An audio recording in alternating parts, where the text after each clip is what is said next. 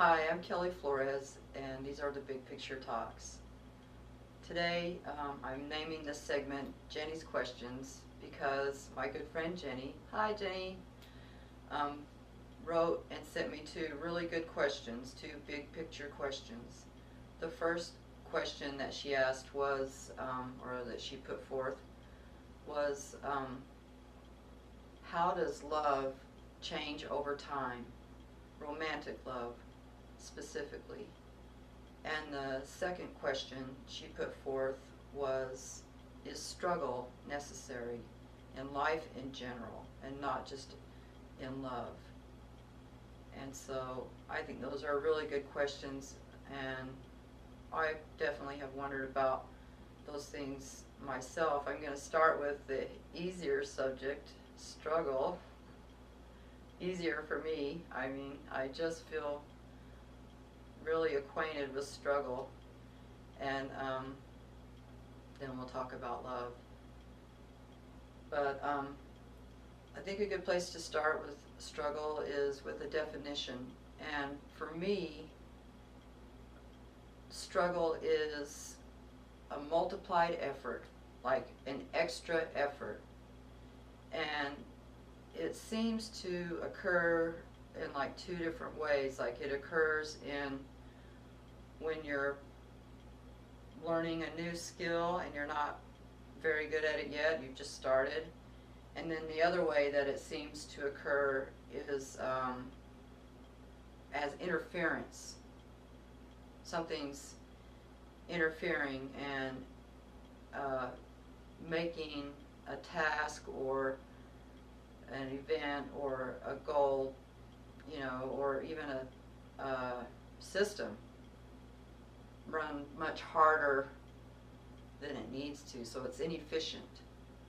There's interference, there's friction, and it's inefficient. And then on the other side, that where it's a skill that you've come into a particular time in life and that skill is required of you and you're just learning it, that's just unfamiliarity. That's where you are going to get better with practice. As you practice the principles of whatever it is that you're practicing or learning, then you get better and better with repetition, and the struggle gets less and less, and it gets easier and easier until you become really good at it, and you have all these automatic thoughts and physical reactions and everything that have built in from all the repetition, from all the practice and everything, and you get so good at it that it's effortless. So you become very efficient at whatever skill it is that you're working at. And then on the other side,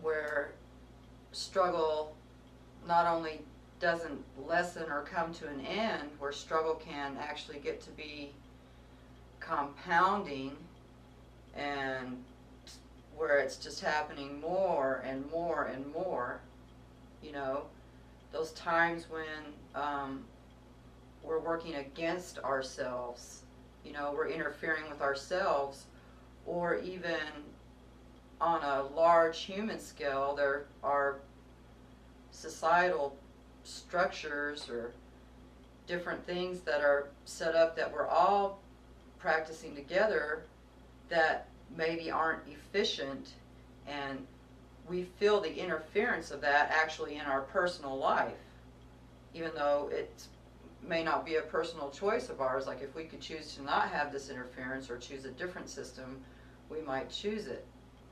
But most often what's happening with us humans is we're interfering with our self somehow.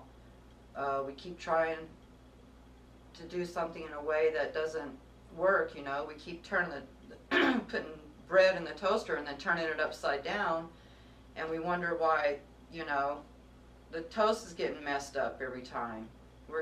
And it's a struggle. Whereas if we just operate the toaster right side up, it all goes real smooth. So struggle tells us that either we have a skill to learn, so it's a kind of a messenger that way, uh, and it can be necessary, but I wouldn't say that it's necessary. There are other signals that we have that tell us we have a skill to learn, or that our skill is, we're in a beginning level of something, whatever it is. If we're trying to become a better listener, and we're clumsy at it, or we interrupt a lot, or we drift off a lot, we're just not focused, we're not listening. When we try to do something, then we find out kind of what our skill level is, but we know that we can practice and become a better listener. We can practice focusing, we can practice receiving and not interrupting, and we can get better and better at it until it just is easy, because now we have that skill, and then we can become the type of listener where we focus instantly. It's effortless. You've met these people where as soon as you start to talk to them, you feel their attention.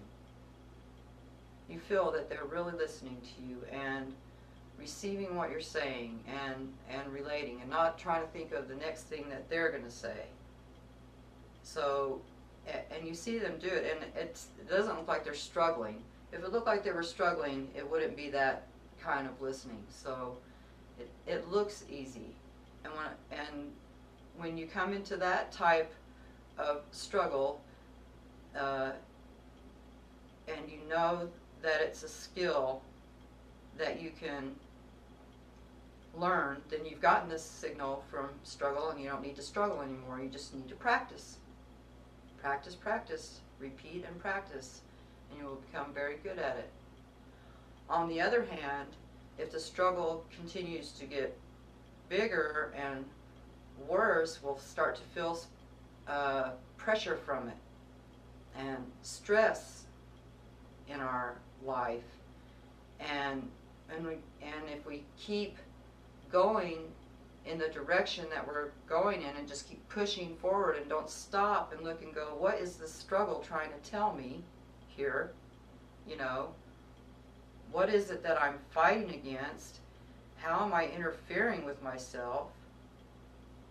Is there a bigger thing going on that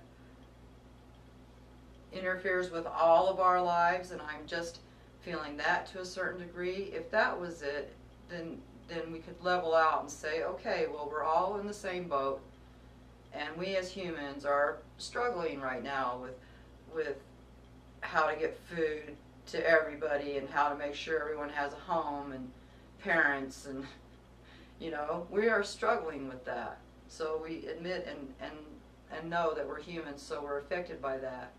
But where the most pressure comes from is when we continually choose struggle as the personal expression, and keep repeating it and never stop and say, how am I interfering with myself here?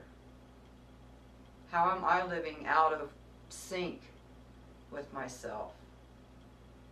What is it that I'm not getting? Because if there's a skill I need to be practicing, I am obviously still not good at it.